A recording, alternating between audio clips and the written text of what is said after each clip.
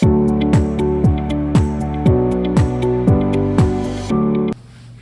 guys, Mike Taylor, broker owner, Red Door Property Management. Super excited to bring you our October 2022 Indianapolis Rental Market Report update. So we're in kind of a weird time right now. It's the fall, kids are back in school. Interest rates are definitely still on the rise. Inflation is on the rise. Rents were going up, but maybe they've peaked. Let's take a look. We are seeing a ton of new activity, a ton of new homes hit the market, and a little bit of mixed signals on the average rental price. Let's take a deep dive and take a look at what's going on with the Indianapolis rental market. Hey guys, so let's take a look at the numbers for the Indianapolis rental real estate market for October of 2022. What's going on here? Let's do a little bit of a deep dive and see what the health of the market is. So let's go top left here, active homes for rent. Actually, this is number of new homes that hit the market in October. So new listings with a listing date from October 1st to October 31st. 399 new homes hit the market. How does that stack up? Well, look at these numbers compared to last year and last month. From last year, October 2021, that is up 284%. And even from last month, that's up 70%. That's a lot of activity, a lot of homes hitting the market. And this is only on the MLS. This is even a small sample set of what's actually going on out there, but this should be a good gauge of what's happening in the overall market. So lots of supply hitting the market. So we're gonna have to keep an eye on this, because I have a feeling over the next couple of months with this increase in supply that we are probably gonna see the average days on the market creep up, and may even see average rent start to decrease here because of that increase in supply, because that is almost a 300% increase from last year. So we'll keep our eye on that in the next couple of months. I would think November, definitely December's market report should capture that. So we'll definitely keep an eye on this and see what happens with the days on the market and the average rent. But we're seeing a huge influx of homes on the market. Top middle rented homes, 336. So how does that compare to previous years? That's up 20% from October of 2021.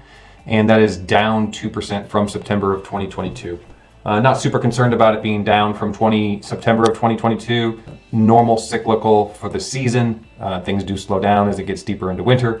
So not super concerned about that. Encouraged that we had a 20% increase from 20 of 21, but that is kind of negated by the fact that we're up almost 300% from October of 21 in terms of supply. So it looks like at this point, supply might be outstripping demand. And we'll see how that affects the numbers going forward, because these are just hitting the market right now. So in theory, be rented out in the next 30 days or so. So average days on the market is 33, up 3% from last year, and then up 22% from last month. So 22% is only a few days, but again, we might be seeing this supply starting to hit the market. Again, we're gonna keep our eye on this, but I wouldn't be surprised if that creeps near 40 by December.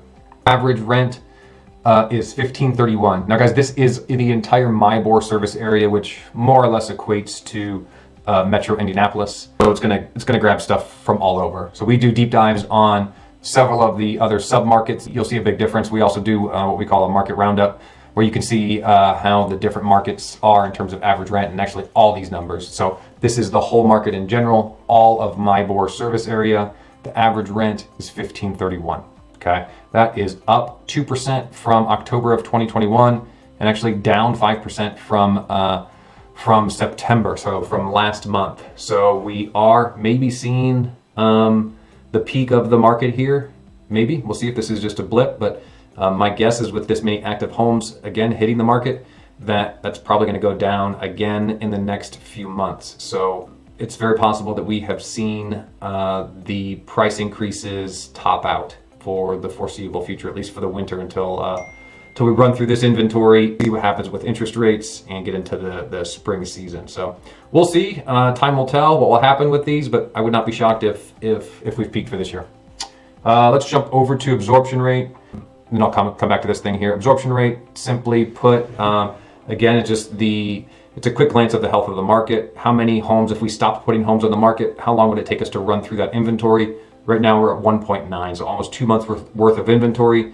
I feel like that's a pretty healthy environment. We'll keep our eye on that. That might shoot up as well from this new inventory. So just kind of keep an eye on that. And then this bottom middle here, it just kind of breaks down where is the activity in the market based on price range. So and the reds are the actives, the blacks are the rented. What's in line with in terms of supply and demand at what price point. So in the 500 to 1,000, there's a lot of actives and not a ton rented. It kind of equals out here in the 1,000 to 1,250. This is what I call the meat of the market, 1,250 to kind of 2,000.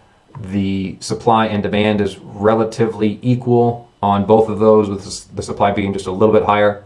So this would be like in a situation like this, the absorption rate would be almost 1, because it's almost the same amount of actives that have rented in 1 month. So just to kind of give you an idea of the absorption rate.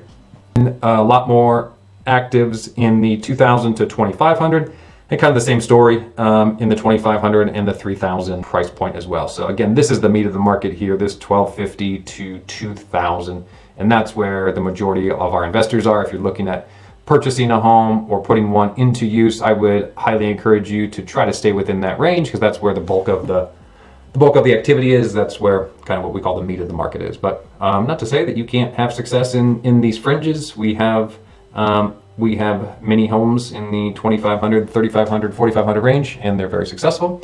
But hopefully that gives you an idea of where the Indianapolis market is for the month of October.